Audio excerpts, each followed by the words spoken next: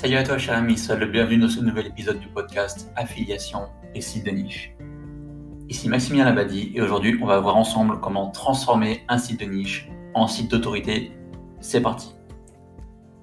Alors si tu es déjà présent sur une niche dite Your Money, Your Life, c'est-à-dire toutes les niches qui concernent la santé ou les finances personnelles des internautes, eh bien tu dois savoir à quel point il est important de se présenter comme une source d'autorité pour avoir la confiance de Google et ainsi d'excellentes positions dans ses résultats de recherche. Alors depuis la mise à jour Google EIT, qui signifie expertise, autorité et confiance, qui a eu lieu en mai 2019, Google a fait un gros nettoyage dans ses résultats de recherche. Désormais, pour avoir le crédit de Google et ranker dans ses top résultats sur des requêtes Your Money, Your Life, il faut faire preuve d'autorité, c'est vraiment indispensable. Mais alors, comment faire ? Déjà, il y a plusieurs pistes. Tout d'abord, il faut bien mettre en avant les auteurs des contenus. Et il faut avoir de vrais auteurs crédibles, pas de personas, c'est-à-dire pas de personnes inventées, de personnes imaginaires. Ensuite, il faut sourcer ces informations. Il faut avoir une page à propos pour présenter sa société, l'équipe, ses objectifs, etc. Il faut avoir une page de contact, une page de mention légale, éventuellement des liens vers ces pages sur les réseaux sociaux. Il faut vraiment que le site de niche se transforme comme un site tout à fait normal pour une entreprise en fait. En général, toutes les entreprises mettent en avant vraiment des informations sur elles-mêmes, sur l'équipe, comment les contacter, qu'est-ce qu'on peut faire avec elles, etc. Là, c'est à peu près la même chose avec un site de niche d'autorité. Il faut vraiment être le plus crédible possible. Voilà. Et tout ça, ça peut paraître pas si compliqué à mettre en place. Sourcer ces informations, faire une page à propos, contact, tout ça, ça va. Mais la partie pour mettre en avant de vrais auteurs, qui plus est de vrais spécialistes, ça va être un petit peu plus compliqué. Mais tu dois te demander d'ailleurs comment trouver des personnes crédibles à mettre en avant si on n'est pas soi-même un spécialiste dans la thématique. Et franchement, qui accepterait d'avoir sa tête sur mon site de niche ? Alors voilà, si on pose la question comme ça peut paraître impossible.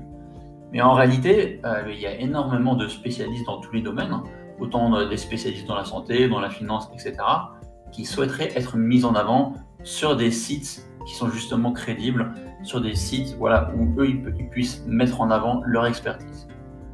Déjà, tu vas pouvoir trouver ces gens-là sur des sites comme LinkedIn ou encore des personnes ayant déjà participé sur d'autres sites spécialisés. Donc tu vois tous les grands sites classiques dans le domaine de la santé ou de la finance, souvent il y a des auteurs externes qui participent, donc toi tu peux éventuellement les démarcher et je pense qu'ils seraient heureux de pouvoir participer, de partager leurs connaissances sur plusieurs sites.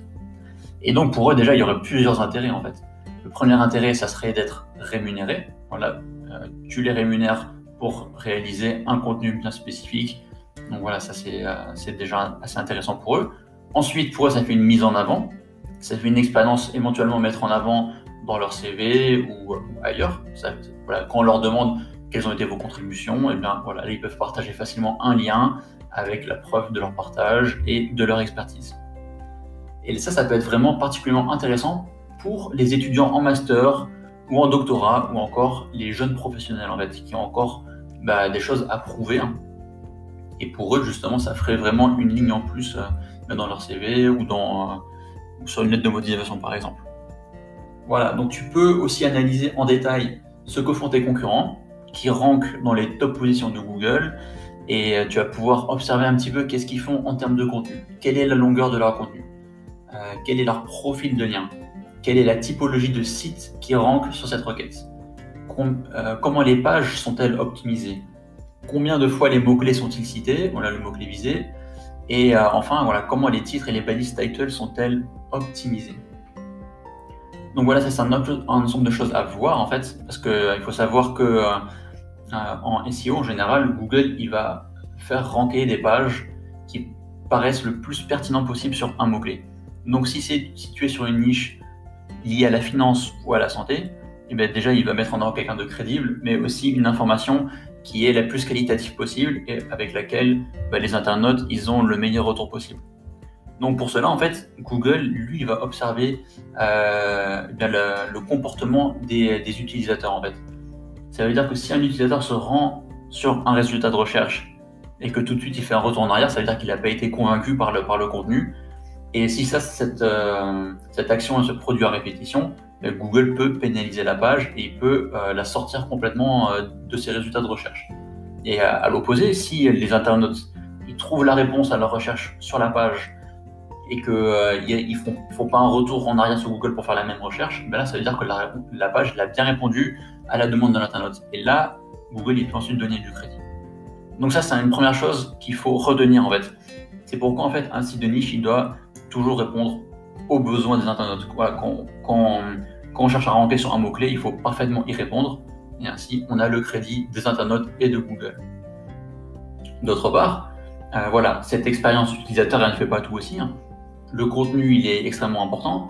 Il faut essayer de produire un contenu qui est proche de ce que les top concurrents font, hein, et essayer d'aller toujours un petit peu plus loin en proposant mieux, voilà, en faisant un contenu de meilleure qualité, éventuellement un petit peu plus long.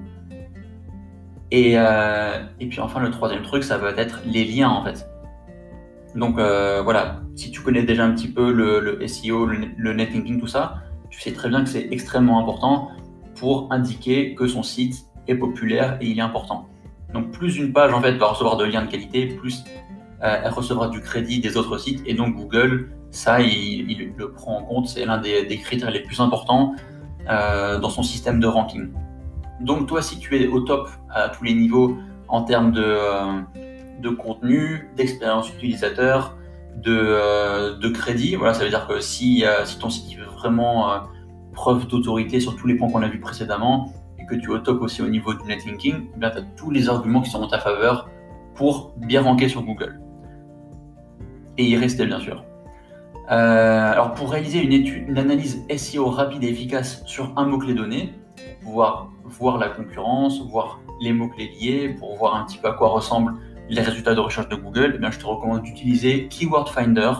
Donc ça s'écrit KW Finder. C'est mon outil SEO favori pour effectuer des analyses de mots-clés. Si tu souhaites en savoir plus sur cet outil, je t'invite à consulter mon article dédié à Keyword Finder sur le blog webnseo.fr, où tu cherches sur Google avis Keyword Finder et tu trouveras mon avis qui est sur webnseo.fr. Alors réaliser tout ce travail, c'est assez minutieux, ça à faire en amont, mais au moins ça te permettra de mieux savoir à quoi Google s'attend et tu sauras parfaitement répondre à cette demande à la fois des internautes et de Google. Donc ton objectif final en fait, c'est d'être bien sûr le meilleur que tes concurrents sur tous les plans. Donc le contenu, l'optimisation SEO, l'expérience utilisateur et le netlinking. Ce travail est d'autant plus important si tu cherches à te positionner sur des requêtes qui sont compétitives. Donc voilà, on arrive au terme de cet épisode sur la transformation d'un site de niche en site d'autorité. Si cet épisode t'a plu, n'oublie pas de t'abonner et de laisser une évaluation sur ta plateforme de podcast favorite. Ce sera un gros coup de pouce pour ma visibilité et ça m'encouragerait de poursuivre ce format de contenu. Si tu souhaites en savoir plus sur l'univers de l'affiliation, des sites de niche, je t'invite à me suivre sur le blog webnseo.fr et à t'abonner à ma newsletter hebdomadaire où je délivre plein d'infos exclusives et croustillantes autour des sites de niche. Merci de m'avoir suivi jusqu'au bout. Quant à moi, je te dis à très vite pour un nouvel épisode affiliation et sites de niche. Allez, ciao!